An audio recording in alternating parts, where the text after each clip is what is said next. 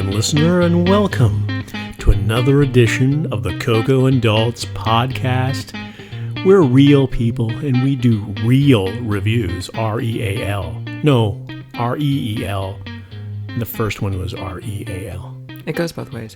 I'm not Coco. And I'm not Daltz. And we also do real reviews on Netflix, Amazon Prime, Disney Plus, HBO Max, and anything else you can think of. That one random one that we went on that time because you wanted to see the David Tennant crime thing. I don't remember what that Acorn was. Or whatever it was. Do you want to start over? No. So this should give you an indication, listener, of what kind of podcast this is going to be, because we've got an action-packed, hilarious take on something. What are we doing this week, Coco? Oh, we have a treat for you, listener. Oh, do we? So, in this episode, we're reviewing the brand spanking new Netflix rom-com, Falling for Christmas, starring Lindsay Lohan. Mm-hmm. It just got released yesterday. It's 95-ish minutes long. Lindsay Lohan stars as the spoiled daughter of Jack Wagner, 80s soap star Jack Wagner, who owns a bunch of ritzy ski resorts out west. But it's Jack Wagner as somebody else. It's not actually Jack Wagner. Yeah, no. Yeah. She has a fiance who I don't know how she didn't know that guy's gay. Well, they're not engaged. They're dating, and he proposes to her on top of a mountain, and then they manage to get separated. They both fall down the mountain. Mm-hmm. She gets amnesia. She gets picked up by a local widower who runs a not exactly rival ski resort because it's older, it doesn't have all the amenities. He's in danger of losing his business. He kindly takes her in when she's such a brat at the hospital. They don't want to keep her there. Over the course of a few days, she changes from, a brat to a nice lady who actually cares about other people and learns how to do laundry and make beds and stuff. And they fall in love, and I won't give away the ending. Who plays the small town resort owner guy? That is Cord Overstreet of Glee fame. Oh, is that where he's from? Yeah. And let me just say, he is 33 but looks 23. Mm-hmm. She is 36 but looks about 46. So we didn't think that was an age-appropriate pairing until Daltz looked up their ages online. And saw that they were actually not all that far apart in age. Because we were like, Cord Overstreet's character also has a daughter who's about 8, and we were like, there's no way that guy has an 8-year-old daughter. Well, he looked like he was 23 and he had like a kid when he was 15. Yeah, totally. Like that. But then Daltz was like, oh no, actually they're only 3 years apart, and we were stunned. So the crack research department came across again. Well, it is a crack research department because Lindsay Lohan's in this movie. So the shots have started already. Crack is appropriate. We didn't rehearse this, listener. Wow. There already shots have been fired in this podcast, listener. We knew it was going to go off the rails because So Coco and I were watching this, and several times during this movie we looked at each other and we were like, this is going to be a great podcast. Well, let me say, the reason that we watched this movie is my fault. I'm the one who said we have to watch this, not because I like rom-coms and not because I like Lindsay Lohan, but because I like train wrecks. And when I saw this was a Lindsay Lohan Hallmark Christmas movie, I said, that is going to be an epic train wreck. So I will fall on my sword for making us watch this. I appreciate that, but I also think that sometimes the best podcasts we have are the things that we review that are terrible. And speaking of, what is your opinion of Falling for Christmas, Daltz? So let's start poking holes in this. So Cord Overstreet, which is probably not his real name, but his character is playing this down on his luck, small town resort up against the big monolith resort, and there's no way he stands a chance. And I'm thinking, this is a good storyline. This could be good. But then we go to his resort, and his resort looks amazing. I mean, it's all decorated with like it's homespun. It's definitely country. You know, It's got a lot of country affectations, I should say. And it's Christmas, so there's a lot of really nice Christmas decorations and that sort of thing. But it looks amazing. Like it looks like it's a nice, small, clean, homey, old-fashioned resort. And I was thinking it was going to be run down, and there were going to be, boards on the windows and stuff like that, and there was going to be raccoons walking through the lobby. Well, there was that one raccoon that scared her. Right. Yeah. But the essentially the entirety of how we're supposed to realize that this is a down on the luck resort is that because the snowmobile wouldn't start. That was it. Like everything else was all sparkly new and shiny and walked in and everything looked really, I was like, I would stay there. I mean, what's the matter with this place? So hole number 1, A. And so where do I go from here? I'm sort of like, do you want to go? And then I don't think that you can poke holes in everything on the podcast because then we'll be here for hours. So you go now, Coco, because that was the thing that upset me the most right off the top. Is like, I'm not buying into this whole rags to riches underdog thing because the resort looks amazing. So I'll just give generalities here, and we can definitely talk specifics later, but right before we started recording, I don't generally like to look at other reviews because I don't want my opinion of something to be influenced before we record a podcast, but because I was looking up like what Cordova Street's real name is, I just Googled like Lohan Netflix or whatever, and a lot of reviews popped up, and this is getting generally favorable reviews. What? Which is astonishing because this is awful. It is so terrible. Now, let me qualify that though by saying 10 years ago, Lindsay Lohan attempted another comeback after years of tabloid shenanigans and bad behavior with a Lifetime biopic on Elizabeth Taylor and Richard Burton. She, of course, played Liz Taylor. And I watched that also because, like I said, I want to see a train wreck. And that movie was just bad. There was only one scene I can remember that was so bad it was like hilarious and I laughed at it, but the rest of the movie was just really bad. Like as in boring. Yeah, boring and just poorly acted. Not entertaining. And don't get me wrong, this was also poorly acted, but we saw it coming. But it was unintentionally hilarious. Like this was awesomely bad. So it's got that at least going for it. Like just the dialogue can be hilarious. The special effects when Lindsay Lohan falls down the mountain are really bad. The fact that she doesn't know her fiance is gay, just I don't know how that happened. You're reading between the lines on that. There's no revelation in the story other than near the end. No pun intended. Okay. So near the end of the movie, so there's no indication whatsoever during the story that we think he might be gay. It's just you're inferring that based on his style choices and his body language and his affected voice and everything like that. Right. We don't know that. So the Lindsay Lohan's acting was not the best. I thought she was like stronger toward the end than she was at the beginning. The beginning... She got better as she went? Yeah, she got better. Or did you get more used to her acting? That might have been it. Yeah. I thought Jack Wagner like valiantly tried to earn his paycheck, for probably like the 3 days of work that he had. Right. But yeah, no, it was just the unintentional hilarity saved this movie.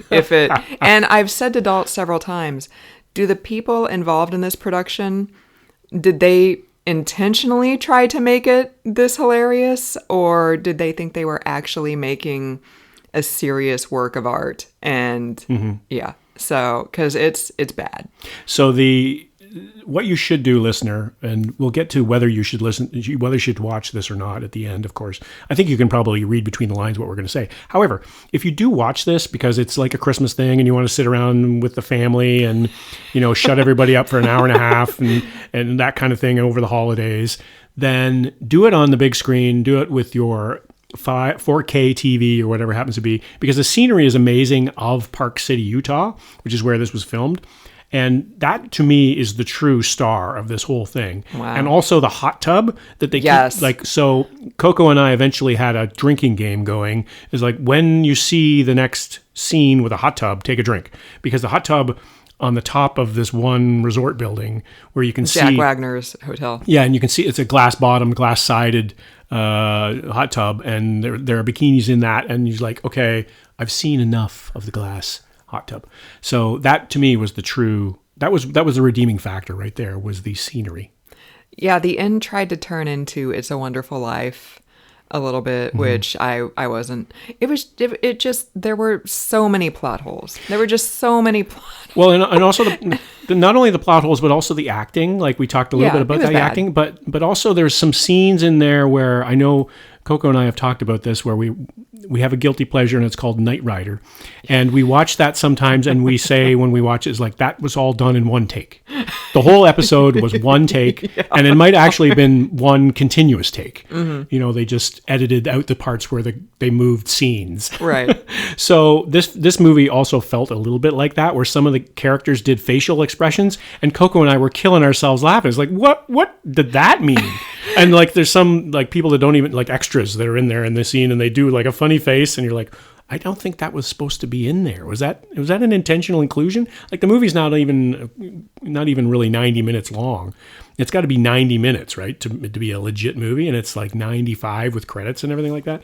So it's verging on unintentional hilarity throughout the movie, not only by the actors being paid to play, but also the extras who are just standing in the background looking goofy. And then there's the sheriff's department, which is just like a log cabin with a sign that says sheriff on the front. And we're like, that is in no way any actual like police station anywhere in the U.S. So honestly, listener, I had to rewind that because you totally did. It looked like one of those, the Christmas tree shops that you see that pop up around Christmas. It looked like somebody had just slapped a sheriff's office sign on the wall there, and then you walk in and it looks exactly like that because there's all these Christmas trees and decorations and everything like that. It's like, man, what kind of a police department is this? And also, that would be like a government building, and you probably shouldn't make it look like Santa threw up on it because we don't have a state religion.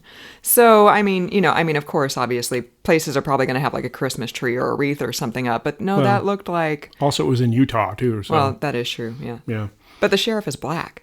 But there was a whole other casting thing there that we don't even really want to get into. But man, there was a lot of diversity in the cast. I didn't realize that Utah was so diverse. Actually, I mean, skiing, I guess. Well, do we know that this actually took place in Utah? Though? Yes, good point. I think they didn't really say where it was, but it was filmed in Utah. Yeah, we just happened to look that up because I think at the end credits it said something like the Writers Guild of Canada, and Daltz got excited thinking maybe this was filmed in Canada, but alas. I always... Coco thinks that I'm checking my phone for like porn or something like that during the movie, but I'm always looking at IMDb and I'm doing research and I'm actively watching, listener, and actively listening. So during the beginning of it, when I saw the drone shots of them going over the mountains and stuff like that, I was like, oh, that might be British Columbia, but it wasn't. It was Utah. So that's how I knew. So this was just bad, listener. It was just bad. It was just bad, and you knew exactly what was going to happen the entire time. It's like a version of Overboard, I guess, like where the spoiled rich woman gets amnesia and meets the working class guy, and only Overboard was actually good. Yeah, I've never seen that. What? Yeah, I've never seen that. Okay, we're gonna watch it. Not the remake with like Anna Faris, but the actual Goldie Hawn and Kurt Russell, right? Yeah, I'll watch Kurt Russell. Yeah, Snake Plissken. Snake Plissken in Overboard. Escape from my yacht. Call us, Netflix. How do we not? Lindsay Lohan has a 3-picture deal after years of crack shenanigans and being at best a serviceable actress. At best, a serviceable actress. And also, by the way, listener, this is not just any old kind of movie. This is #1 on Netflix right now as we record this. That doesn't surprise me because I feel like there was a lot of anticipation for this. Oh, yeah? But I'm still shocked Well, that it's getting good reviews. It's that shocks me, but also what is a little bit surprising is it's November 11th as we record this, and it's not even Thanksgiving. So, like, people are watching Christmas movies already, I guess. Well, remember last year we did that Emma Roberts Christmas movie around this time? No. Okay. But did we like it? Yeah, I liked it. I think you thought it was crap, but Yeah. I liked it. Yeah. I Well, thought it's it was a Christmas charming. movie. I'm not really That much is true. for Christmas movies, so. It's a good thing we don't have Lifetime then, because we'd just be watching nonstop Christmas movies. Right So now. should we talk about Santa in this movie? So Santa looks like he got hit in the face with a shovel. Poor Santa. As I mentioned during our viewing, I thought maybe he was like face reconstruction Santa because he looked like he definitely looked like he was not Santa, and he was kind of creepy. Yeah, he was he was definitely one of those people who had like the reactions that Daltz was talking about. Like, Well, and I don't want to face shame the guy because that's probably the way he really looks. But they didn't do any favors with the lighting and with the pancake and with the Right. hats and everything that he was wearing. So he kind of looked like a little bit like he was the evil Santa and certain lighting. And the other thing I wanted to mention about this is a very technical thing, but the lighting in a lot of these recent Netflix things has been way too bright. And it's been like there was one movie we watched and it was supposed to be like a thriller dark thing, and it was like everything was brightly lit, and I was like, why?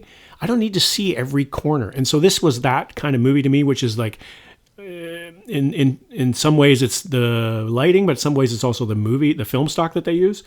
And this was just way too bright for me. It was just too shiny. Like, again, a lot of this movie was taking place in the supposedly rundown, last minute, we need a fundraiser resort. And it looked sparkly clean to me. It looked fantastic. I mean, there wasn't a broken window to be found. There wasn't like a drunk guy passed out on the couch in the lobby. You know what I mean? Like, there was no signs of what I would say would be indicators of a down on the luck resort. and then they come back in from going to watch the village Christmas tree being lit up, and they just put their coats on the coat rack on the inside, right when they walk into the resort. And I'm like, so there aren't that many people staying there then, huh? If you're just leaving like your coats and your scarves just hanging there, like, okay, wow. Well, and the other thing is this is supposed to be, again, a family struggling to survive. And the little girl has this bedroom that's the size of our house. And the bed is a king size bed. And she's got 47 stuffed animals. It's like, all you have to do, like, just sell half of those stuffed animals and you might be able to pay the rent for a month. Like, she won't even know. There's so many there. And also, now that we're going into plot holes, Lindsay Lohan has amnesia and obviously doesn't have any luggage with her. So Cord Overstreet takes her back to the resort, and he's like, all right, here's all the stuff that got left in the lost and found that you can wear. And it all fits her perfectly. Magically. Like, how do you find like so many different pairs of like size 2 jeans or whatever in the lost and found? Well, and also the fact that they made a big point of saying that nobody was staying there and everybody had canceled. So, like, where do these clothes come from? Like, how long is the lost and found from? Right. Like, was there some guy back there, like, in a skeleton and they were taking the clothes off him and stuff like that? Probably. So, let's wrap this up because it's just been way too entertaining. What would you give this? I'm very interested to hear this answer. What letter are you going to give this, Coco?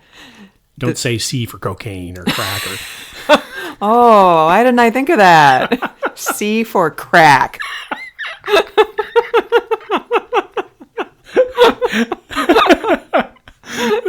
What do you really give this? D for disaster. I do give it a D. Do you? Yeah, the only reason I'm not giving it an F is because there are many, many laughs in this. Like the Liz and Dick movie, that gets an F. That doesn't even need a porn title. It's already got a porn title. Mm-hmm. Like, yeah, that gets an F because it was just bad. Mm-hmm. This is bad, but there are many, many solid laughs in this because of the unintentional hilarity. So I give it a D. So if you're associated with anybody in this movie, don't watch it with them because you'll be laughing at all the wrong spots. It's like Coco said earlier. It's like, do people actually get through this movie and they get out of the screening and they're like, I'm pretty proud of that. Right, totally. I'm going to put that on my IMDb page. Right, totally. Falling for Christmas. Oh, you were in that? Oh, I loved that. Well, apparently we're the only people who think it's awful. Oh. So apparently it's getting like decent reviews. So I wonder if it's like one of those things where people are flooding the reviews to try to artificially lift it like they do on Amazon and stuff like that. oh, I don't. Well, like I saw a good review on IndieWire. Oh, these are individual. And you said that it's on the New York Times like watching thing, right? Didn't you say? Yeah, I Like- did, but the blurb that they had was, this is a fairly ridiculous movie or something like that. Oh, okay. So And there was another one that said like that called Lindsay Lohan charming, and I'm like, interesting.